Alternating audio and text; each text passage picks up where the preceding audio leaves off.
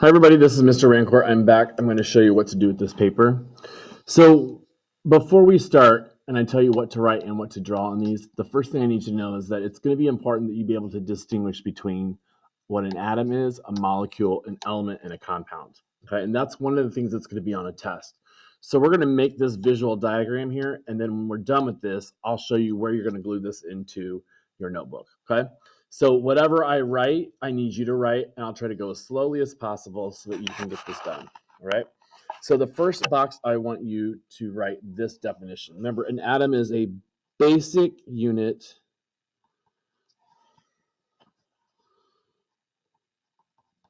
of all matter. The basic unit of all matter. Now zoom in a little bit so you can see that. Basic unit of all matter. Okay. So remember, when I told you, if we take anything that's living or non-living and break it down into its smallest part, we can see that it's made up of tiny atoms. Okay.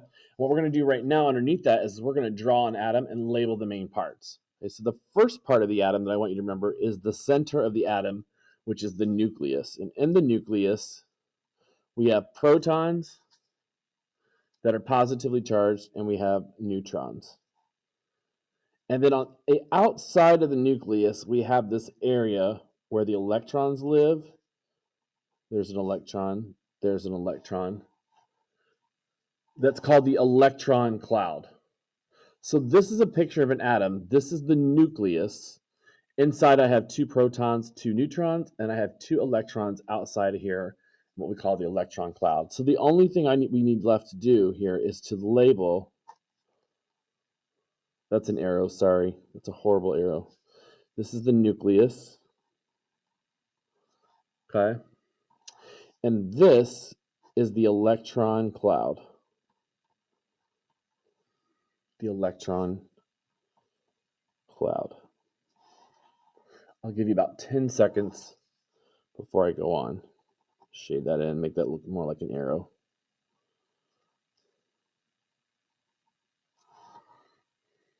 Okay, so the basic unit of all matter is called an atom, and the atom has 2 main areas or 2 main parts, the nucleus and the electron cloud. And the nucleus contains only the protons and the neutrons, and the electron cloud only contains the electrons.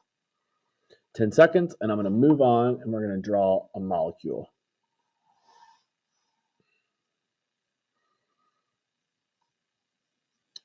All right, let's talk about a molecule.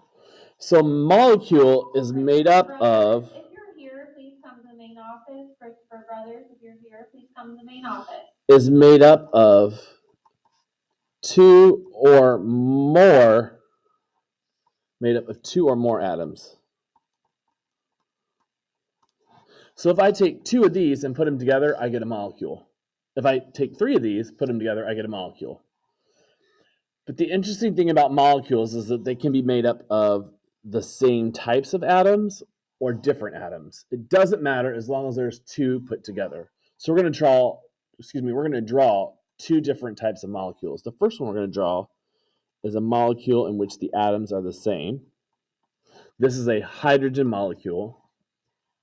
Okay. Or there's another type of molecules where the atoms are different.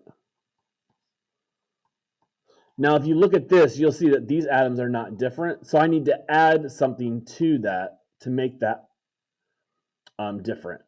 And I can do that by adding an oxygen molecule. So the atoms in a molecule can be the same or they can be different, either or.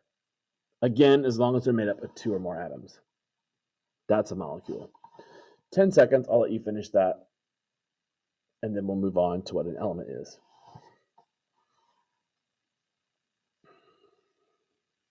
All right. So for an element, we're not going to actually draw anything. There's just a few things I want you to remember as a reminder. So first of all, an element is a pure substance. Write that. A pure substance. And remember, I told you to think of these like ingredients.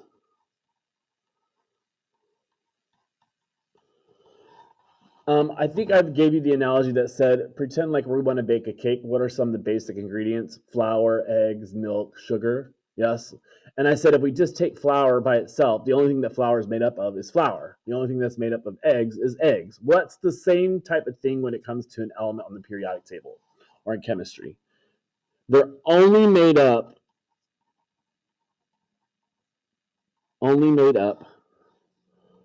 of one type of atom. So the only thing I'm going to find in an oxygen atom is oxygen. The only thing I'm going to find in hydrogen is hydrogen. Now I can take these different atoms or take these different elements and mix them together and get different things. Like I can take flour and eggs and milk, all my different ingredients or elements, so to speak, put them together and I can form a cake. Yeah.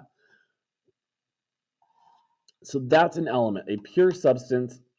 Think of it as an ingredient, and they're only made up of one type of atom.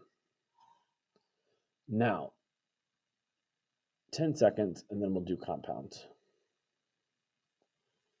Okay. So a compound is a molecule. A compound is a molecule. In other words, it has two or more atoms. But, ... But the atoms must be different. And I'm going to underline that, underline that. Atoms must be different. So this cannot be a compound because the atoms are not different. This it is and can be because I've got a hydrogen and an oxygen atom in there.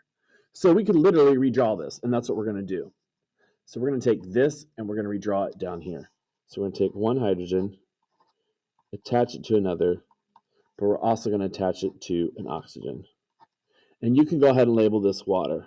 That way you know that water is a compound. Oliver Thompson, please report to the main office. Oliver Thompson, please report to the main office. Or another great example of a compound is this one right here. Na, that's an NaCl, sodium chloride, or table salt. Notice I have at least two or more atoms, and the atoms are different. Two or more atoms, and the atoms are at least different. That's the difference between a compound and a molecule. 10 seconds, and I'll tell you where exactly I want you to put this into your notebook, and I'll show you in mine.